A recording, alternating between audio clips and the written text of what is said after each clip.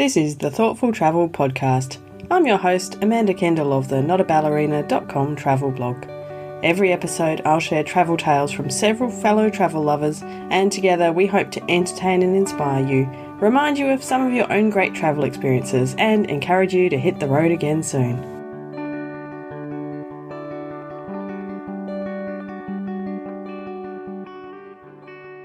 Hello and welcome to episode 270 of the Thoughtful Travel Podcast. Today's topic is post-pandemic travel. What will change? This is a question I've been pondering a lot over the last couple of years. And of course, this is episode 270, so one of those round-numbered episodes where I change things up and do things differently. And this time, the different thing is it's just me. I've got a lot to say. Actually, that's not true. I've actually got input from heaps of people, including members of the Thoughtful Travellers groups, but also friends who are not travellers or not big travellers, because I wanted to try and find out more about what other people think. So, however, mostly you've just got me. So, welcome.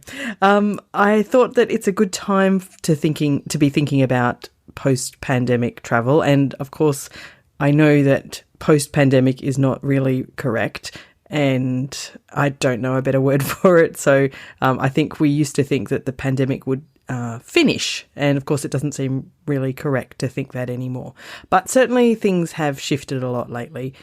Even my state border here in Western Australia is about to open. It's seems impossible. And Australia opened to international tourists this week.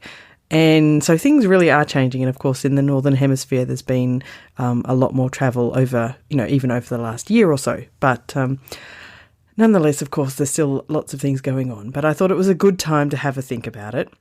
And I wanted to kind of remind us that back early in the pandemic, back in 2020, we kind of talked a lot about how things would be different after the pandemic. We would travel differently. We saw lots of reporting about the really over-touristed places and how they were kind of recovering when that worldwide lockdown really took place and no one went anywhere. And all the crowds went and the wildlife returned and, all of these good, seemingly good things. I think in general they are good. And, we kind of thought, oh, this looks amazing. So we started to talk about, how we would travel better when we could eventually travel again. There was a lot of talk of more sustainable tourism, more ecotourism, more regenerative tourism, lots and lots of promises. But I feel like it was very easy to say these things when nobody could travel anywhere at all. And, it's always, it's kind of like, oh, as soon as my broken ankle's healed, I'm going to exercise properly every day. You can make these promises while things aren't possible at all. But then when reality hits, what do you do? So I've been curious about how much these promises have been kept to and how much they haven't. And obviously, where it's early days in terms of Australian or travel here. Certainly, there's been a lot of domestic travel, but I think a lot of these things don't apply in the same way as they will when we travel to other parts of the world. But definitely in Europe and North America, there's been a lot more frequent travel. And later on today, I'll chat about some of the responses I got from thoughtful travellers in Europe and North America. But before I get to those kind of anecdotal findings, I love the academic research as well. And so I wanted to try and find out what was going on in there. And most curiously, I read a research paper from a group of academics in the United States. They actually wrote this in late 2020. It was published in 2021. But it's called Proximal and Distal Post-COVID Travel Behaviour. Of course, academics like to say this is, sounds much more formal than it is, but it's all about the short and long-term changes that might be predictable or likely post-COVID. And it's been based in research in areas like terror management theory, which is kind of fascinating. So just from their abstract, it says, this research intends to offer some foundational building blocks to better understand travel and tourism behaviours and to inform tourism theory and practice in the post-COVID era. So anyway, I won't go into it in great detail, but it was an interesting paper, and basically their terror management theory, sounds awful, but it's based on kind of what the fear of death might do to our brains and the reactions that we'll have because of it. So they predicted that post-pandemic travel would have a bunch of different effects and divided into short-term and long-term. So the short-term ones include travel abstinence, as in, I am not travelling at all, it's too dangerous. The other end of that, invincible me behaviour, so people who just ignore all the rules, disruptive, I can do anything, no pandemic can hurt me. And then the rational behavioural change. So this is things like taking road trips over public transport or taking nature-based trips where you're, out in the fresh air and, unlikely to, or, less likely to catch COVID or whatever else. And then compensatory binge travel behaviour is how the academics described it. So that's basically what the media has been calling revenge travel, as in, I couldn't get out there, now I've really got to get out there and, quote unquote, make the most of it while I can, which is okay, but we'll get to that later. So binge travel. So that was the short-term ones in this paper. And the long-term reactions to or approaches to post-COVID travel are these. First one, bounded travel behaviour, as in travelling more domestically or more regionally, not going as far. Voluntary decrowding, I kind of like this phrase, voluntary decrowding, which means, doing travelling off-season, avoiding over-touristed places, things like that. Mindful tourism, obviously I love mindful tourism. It's a very close cousin of thoughtful travel. So they describe this as more sustainable, altruistic, experiential travels, more awareness of consequences, considering the interests of local communities more. I like this as a long-term effect. And last one was travel as a quest for meaning. Nice. So the short-term ones are all a little bit, in general, not all of them, most of them are a bit thoughtless in some ways, and long-term ones were more thoughtful. But this is just, their predictions based on, other research and how things could pan out. And of course, now I'm curious to figure out, are these, kind of realistic situation? Is it really what's going on? I'd actually thought there'd be more research out there on this topic already, but there's actually not a lot not a lot published yet on how COVID has really affected tourism, or how it affects people's approaches to tourism. There's a lot on how COVID has affected commuter travel. So it's not really travel, I don't think. That's just getting to and from work. A lot of research published on that already, which is good and interesting, but not relevant. So there's not much about, this kind of, how will we think about travel in the future, how our travel habits or approaches will change. But I was very curious about this framework that these researchers had provided and these ideas. So I started asking around to see what people thought. I began by asking wider circles of people, so beyond my travel-obsessed friends and community. Often that's a bit of an echo chamber if I ask something in the Thoughtful Travellers group, I know that you're all thoughtful travellers, and so you'll have what I consider to be good answers. So I actually posted on my normal Facebook profile, asking my friends who are, all around the world, and a lot of them are travel people, but I specifically said, I'm kind of looking for, non-travel people opinions, if you're not a travel obsessive like me. And I asked them how they thought their travel behaviour would change post-pandemic. So most of the answers came from friends around Australia, and, bearing in mind we haven't been able to travel internationally really at all for a couple of years. Now, here's the thing. I, at first, got a bit scared by the answers. Now, that's not to say my friends are wrong or bad, absolutely not, but they said things like this. They said, I'll travel sooner and more frequently because the ability to travel may not always be there. Or, I'm going to do it now. We have no idea what's in the future. Do it bigger, do it for longer, do as much of it as you can. And take opportunities when they arise. I'm thinking of things I've wanted to do but we're putting off for someday. Who knows what lies ahead? And so on. So there were lots of comments like this. And they seem to fit that prediction from the research of the short-term reactions of the compensatory binge travel behaviour. There was also several friends who said they have no desire to travel now or in the near future, and that fits the travel abstinence short-term effect. So, so far that research is checking out. There were others who kind of fit the rational behaviour change model, like Nick. Now, Nick is actually, she shouldn't probably have answered because she's a passionate traveller. We met together, working together in Slovakia. But anyway, she said, I'm thinking that particularly long-haul trips like Australia to Europe, I'd go for longer and less frequently. Partly because I'm expecting more hassles and delays, but I'm also thinking about using the flexibility of working from anywhere to extend my time overseas.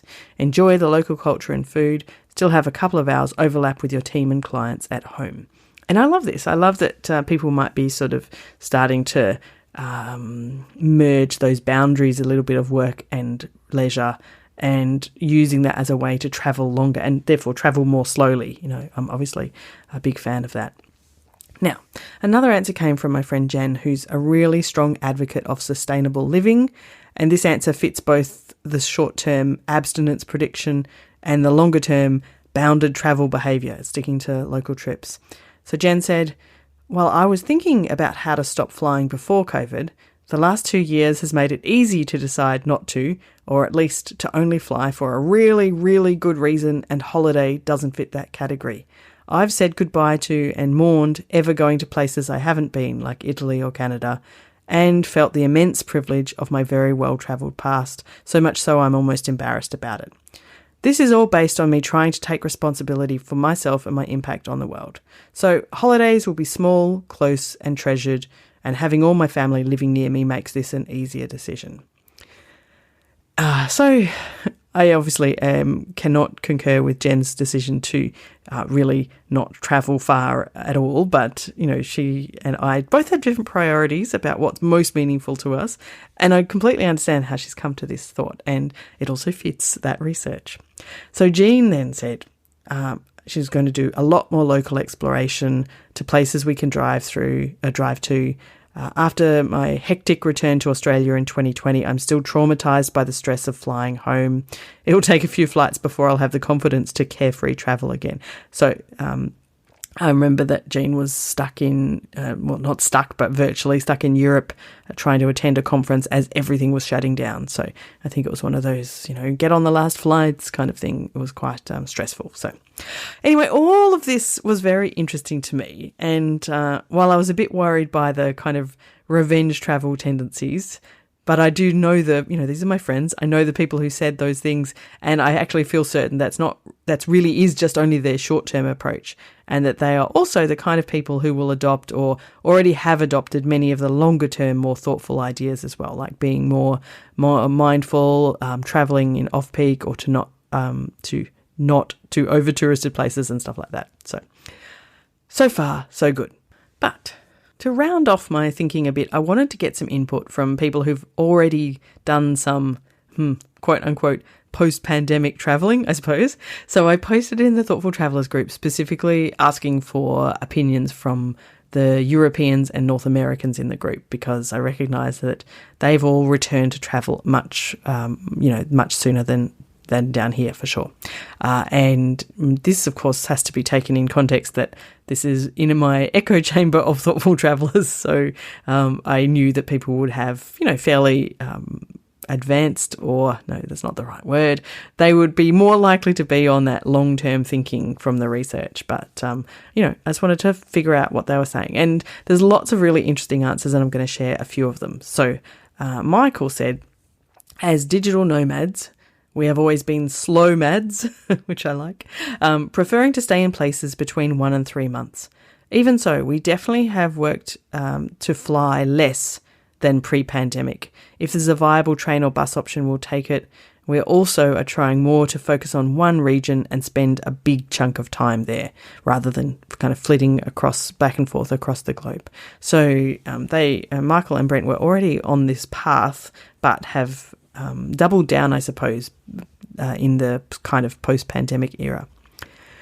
Ina from Norway said that the pandemic isn't really over, agreed, but we are almost back to normal concerning travels. There's so many ads in newspapers. But personally, she'll travel just with new dimensions. They choose travelling including trekking and not much flying, not so many transfers between cities, and an emphasis on cultural travels. So it also fits that mould. Jazz said, "My experience has been to adapt my travel to the circumstances." Smart. "I've seen an increase in outdoor travelling in North America.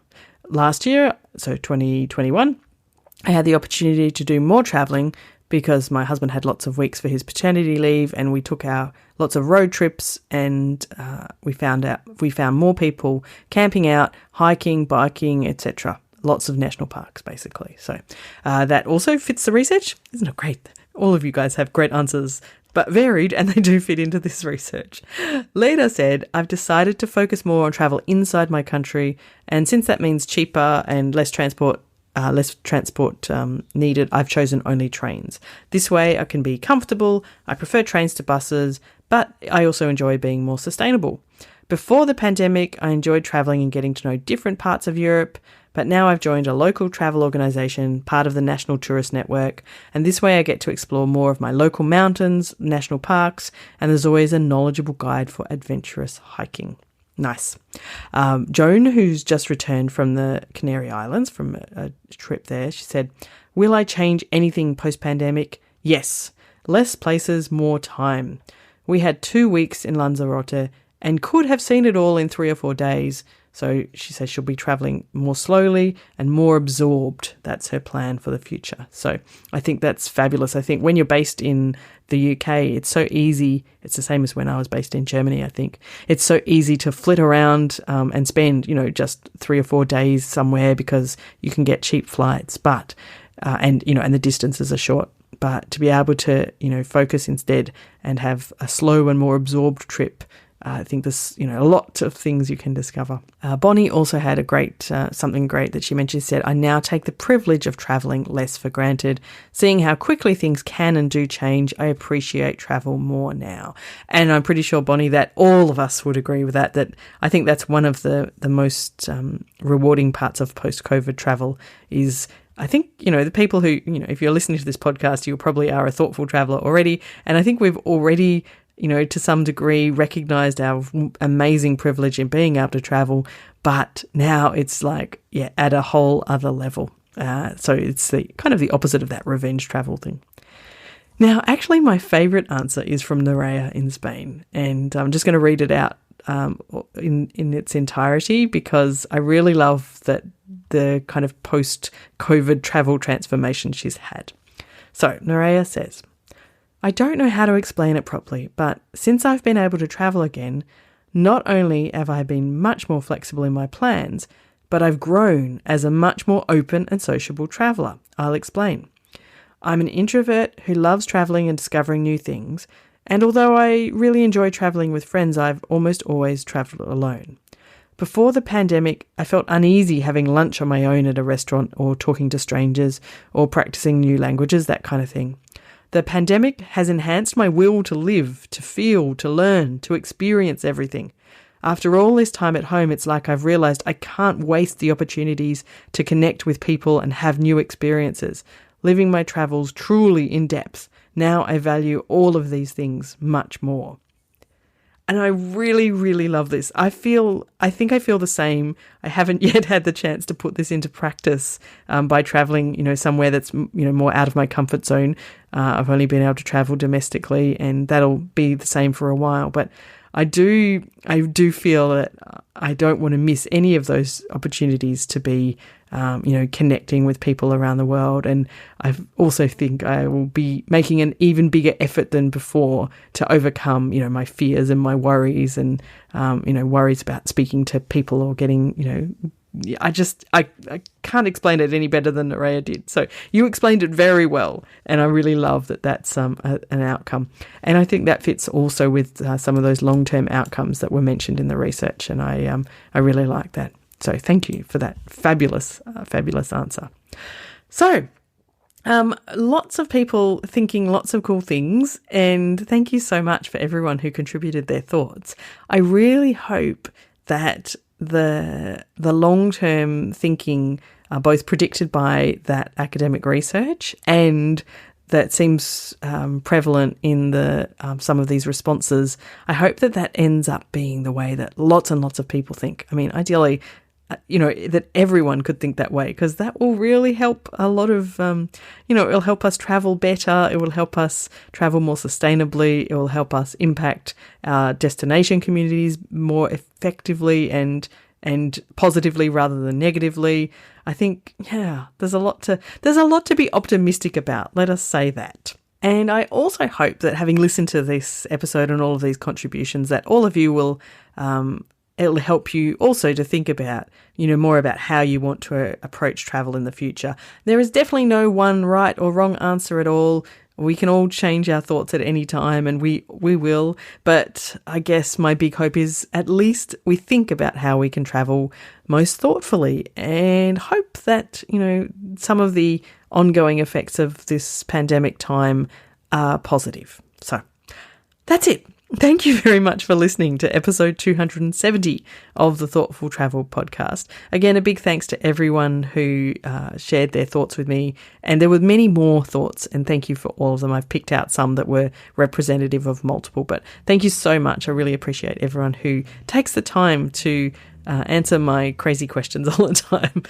In the show notes, I'll leave a link to that research study, the proximal and distal post-COVID travel behaviour. It's from the Annals of Tourism Research Journal, and I'll leave a link in case you want to read it.